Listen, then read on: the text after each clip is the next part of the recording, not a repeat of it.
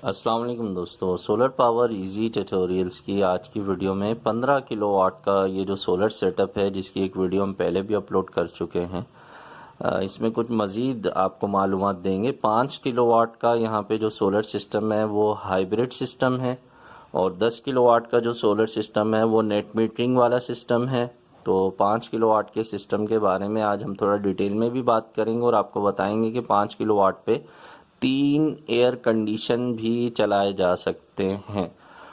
Last video में ये चलने वाली जो जगह है फ्रेम के अंदर वो ऐड नहीं थी, तो कुछ दोस्तों ने पूछा था कि पैनल्स तो काफ़ी ऊंचे लगा दिए हैं तो इनकी सफाई कैसे होगी। तो ये देख लें, मैंने कमेंट्स में बताया था कि अभी काम बाकी है। तो ये चलने की जो जगह है ये भी बीच में बन गई है और सीढ़ी भी लग गई है साथ में, और अब इस पे चढ़ के पैनल्स की सफाई भी आसानी से हो सकती है, काम भी हो सकता है। 5 किलोवाट का इन्वेरिक्स कंपनी का एरोक्स सीरीज़ का जो इन्वर्टर है यहाँ पे इंस्टॉल करेंगे। 95,500 रुपये कीमत है इसकी। आजकल मार्केट में इसके ये रेट चल रहे हैं और 5 साल की वारंटी है, 2+3 कहलाती है। 2 साल फ्री ऑफ कॉस्ट है, 3 साल चार्जेस के साथ है। कामयाब इन्वर्टर है इन्वेरिक्स का, ये बहुत ज़्यादा इस्तेमाल होने वाला इन्वर्टर है ये। और इस इन्वर्टर में कुछ जो खसूसियात हैं वो भी मैं आपको बता देता हूँ। इसकी जो स्पेसिफिकेशन है थोड़ी सी मुख्तसर सी तफसील उसके बारे में भी आपको बता देता हूँ। पहले जो इन्वर्टर थे उनमें डस्ट फिल्टर ऐड नहीं था, तो अब जितने भी मॉडल आ रहे हैं उन सब में डस्ट फिल्टर ऐड कर दिया गया है। कराची में ख़ास तौर पे बहुत ज़्यादा मट्टी होती है, बहुत डस्टी इन्वायरमेंट है यहाँ का, तो डस्ट फिल्टर से इन्वर्टर को काफ़ी फ़ायदा होगा। डस्ट फिल्टर जो है वो इजीली रिमूवेबल है, आसानी से निकाल के साफ़ करके दोबारा लगाया जा सकता है, ख़राब होने की सूरत में आसानी से रिप्लेस हो सकता है। और इसके अलावा ये जो इन्वर्टर है ये 5000 वाट की सपोर्ट के साथ है। 5 किलोवाट आप आम ज़बान में उसे कह सकते हैं। और 5 किलोवाट का जो लोड ये चला सकता है उसे दूसरे लफ्ज़ों में हम यूँ कह सकते हैं कि 22 एम्पेयर का लोड चलाने की सलाहियत रखता है। तो जिन घरों का लोड 22 एम्पेयर के अंदर अंदर है वो इस इन्वर्टर को इजीली अपने यहाँ इंस्टॉल करवा सकते हैं। ये बहुत ही कामयाब मॉडल है। कम पैनल्स पर भी ये काम करता है। 120 वोल्ट डीसी से ये स्टार्ट है, 450 वोल्ट तक की सपोर्ट है इसकी।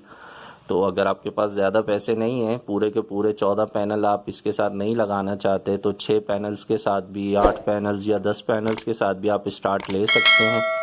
ये रियल टाइम शेयरिंग के हिसाब से चलता है, यानी अगर सोलर पैनल से कम बिजली बन रही है, पैनल्स कम आपने लगाए हुए हैं, तो बाकी की जो बिजली है ये फिर के इलेक्ट्रिक से या वापडा से शेयर कर देता है।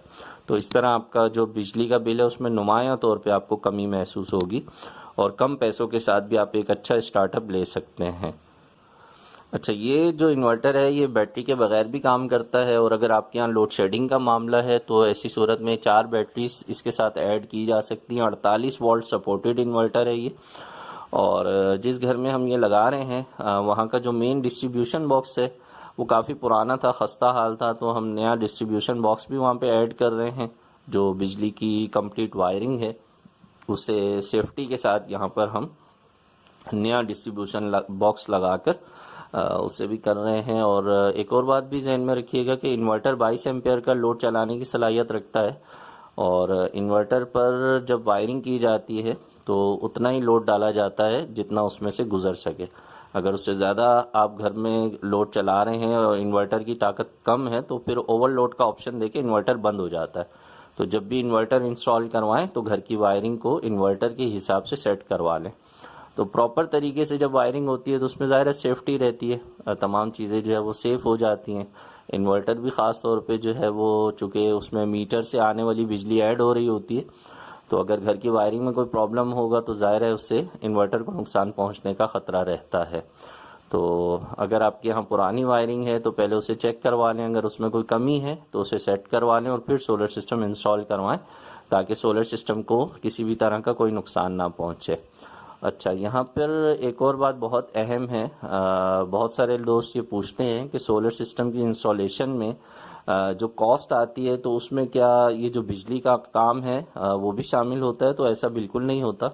ज़ाहिर है इलेक्ट्रिक का काम बिल्कुल अलग नौइयत का है, सोलर सिस्टम की इंस्टॉलेशन एक अलग काम है। तो छोटा मोटा जो काम होता है वो तो इंस्टॉलेशन के दौरान हम अपनी सर्विसेज में ऐड कर देते हैं, लेकिन अगर कोई बड़ी नौइयत का काम होगा तो उसके अलग से चार्जेस होते हैं। काम के हिसाब से चार्जेस बताए जाते हैं। तो बहुत सारे दोस्त पहले पैसे पूछ रहे होते हैं कि भाई कितने पैसों में आप काम करते हैं, तो उनके लिए ये वजाहत बहुत ज़रूरी है कि हर जगह काम की नौइयत अलग होती है। तो जिस जिस तरह का काम होता है फिर चार्जेस भी उसी तरह के होते हैं। ठीक है, तो यहाँ पर इस वक्त आप देख रहे हैं कि इन्वर्टर के साथ जो है वो वायरिंग का सिलसिला जो है वो जारी है। यहाँ पे सेफ्टी ब्रेकर्स भी आपको दिखाई दे रहे हैं। बाहर जो डिस्ट्रीब्यूशन बॉक्स था वो भी आपने देख लिया। अंदर ये जहाँ पे इन्वर्टर इस्तेमाल किया जा रहा है ये कवर्ड एरिया में लगाया जाता है। चूँकि ये वाटरप्रूफ इन्वर्टर नहीं है, IP65 मॉडल नहीं है ये, तो इसे कवर्ड एरिया में लगाया जाएगा जहाँ पर ये बारिश की नमी से भी महफूज रहे और मिट्टी से भी बचा रहे। अच्छा, जो 4 बैटरियाँ यहाँ पे ऐड की जा रही हैं TX 1800, अब यही TX 2500 के नाम से आ रही हैं। ये पहले की ली हुई बैटरीज हैं। तो वीडियो जो है वो हमने पिछले दिनों रिकॉर्ड की थी। बाज़ औक़ात ऐसा होता है कि मसरूफियत की वजह से वीडियोज़ अपलोड करने का टाइम नहीं मिलता है, तो पिछले काफ़ी दिनों से मुख्तलिफ़ साइट्स पे हम लोग काफ़ी ज़्यादा मसरूफ़ थे, तो आपको वीडियोज़ देखने का मौका नहीं मिला। और काफ़ी दोस्तों ने जो है मुझे बार बार कमेंट्स में इस बात का इसरार किया कि आप वीडियो अपलोड नहीं कर रहे हैं, तो मैं उसके लिए माज़रत चाहता हूं कि आपको इंतज़ार करना पड़ता है। बाज़ औक़ात मसरूफियत इस कदर बढ़ जाती है कि वीडियोज़ को एडिट करने का, अपलोड करने का वक्त नहीं मिल पाता है। बहरहाल यहाँ पे बैटरीज़ लगाने के बाद आप देख रहे हैं कि बैटरीज़ पे जो है वो इन्वर्टर को ऑन किया गया है। ये मैं कई मरतबा अपनी वीडियोज़ में बता चुका हूँ कि इन्वर्टर को बिजली पर भी चेक किया जाता है, सोलर पर भी चेक किया जाता है और बैटरीज़ पर भी चेक किया जाता है। तीनों तरीके से टेस्ट करने के बाद जब तसल्ली हो जाती है तो फिर यूज़र को, जिनके घर पे हम ये सिस्टम लगा रहे हैं, उनको फिर हम इसकी ऑपरेटिंग का तमाम तरीक़ाकार जो है वो समझा देते हैं। वैसे तो ये ऑटोमेटिकली काम कर रहा होता है, लेकिन ज़ाहिर है कौन सी चीज़ किस मकसद के लिए लगाई गई है इसका यूज़र को पता होना बहुत ही ज़रूरी होता है। तो इस इन्वर्टर पर ये जो आप इस वक्त देख रहे हैं 5 किलोवाट का इन्वर्टर है। इस घर में 3 एयर कंडीशन है जिन्हें हमने इस तरह से सेट किया है कि जब चाहें वो दिन में सोलर की मदद से चला लें अपने एयर कंडीशंस को, और जब चाहें वो उन्हें के इलेक्ट्रिक पे चला लें। तो एक वक्त में 2 इन्वर्टर, तो 2 इन्वर्टर AC इस इन्वर्टर पे इजीली चलाए जा सकते हैं, लेकिन इस घर में 3 लगे हुए थे तो हमने उन्हें भी सिलेक्टर स्विच की मदद से इस तरह से सेट कर दिया है कि जोन सा भी AC वो चाहें इस इन्वर्टर पे चला लें। 2 AC इस इन्वर्टर पे एक वक्त में चल सकते हैं। तीसरा AC अगर वो ऑन करना चाहें तो फिर ऐसी सूरत में वो के इलेक्ट्रिक की मदद से ऑन कर लें, और अगर वो कमरे में मौजूद नहीं है, बाहर के 2 AC चलाने हैं, तो ऐसी सूरत में बाहर वाले जो दोनों AC हैं उन्हें सिलेक्टर की मदद से इस इन्वर्टर पे कर दें और अंदर वाले को जो है वो ऑफ़ कर दें, या अंदर वाले को के इलेक्ट्रिक पे कर दें। तो ये दोनों चीज़ें मैनुअल तरीके से भी इसमें ऐड कर दी गई हैं और ऑटोमेटिकली तो 2 AC चलते ही हैं। तो जिन घरों में वायरिंग के मामलात आसान हो वहाँ पर ये चीज़ें ऐड करवाना बहुत ज़रूरी है, ताकि आपको बाद में किसी भी किस्म की कोई दुश्वारी का सामना ना करना पड़े। और जहाँ मुश्किल हो तो वहाँ थोड़ा सा ख़र्चा कर लेना चाहिए, चीज़ों में रद्दोबदल करवा लेना चाहिए, ताकि आपको बाद में आसानी रहे। बहरहाल सोलर सिस्टम को इंस्टॉल करवाते वक्त आप अपनी ज़रूरत के लिहाज से इन्वर्टर सेलेक्ट कीजिए। बाज़ औक़ात ऐसा होता है कि घर का लोड ज़्यादा होता है और इन्वर्टर लोग छोटा ले लेते हैं, वो फिर परेशानी रहते हैं। तो अपने घर के लोड को पहले कैलकुलेट करवाइए, फिर उसके हिसाब से इन्वर्टर ख़रीदिए। यहाँ पर आप देख रहे हैं कि जो घर का लोड है उसे इन्वर्टर पे चलाने के बाद जो है वो चीज़ों को तसल्ली के लिए देखा जा रहा है, बल्कि आपको दिखाया जा रहा है कि घर का जो तमाम लोड है वो इन्वर्टर की मदद से इस वक्त चलाया जा रहा है। इन्वर्टर को चेक किया जा रहा है। और ये जहन में रखना बहुत ज़रूरी है कि जो दिन का टाइम है उसमें अगर आपने सोलर पैनल्स कंप्लीट लगवा दिए, जैसे 5 किलोवाट का जो इन्वर्टर है इस पे अगर आप 330 वाट वाले पैनल लगवाते हैं तो वो 14 पैनल लगते हैं, 7-7 की 2 स्ट्रिंग्स बनती हैं, और एक पैनल आजकल 14 साढ़े 14 हज़ार रुपये का मार्केट में चल रहा है।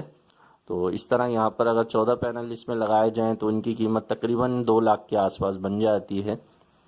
और इन्वर्टर की कीमत तो मैंने आपको पहले बता दी थी, 95,500 रुपये।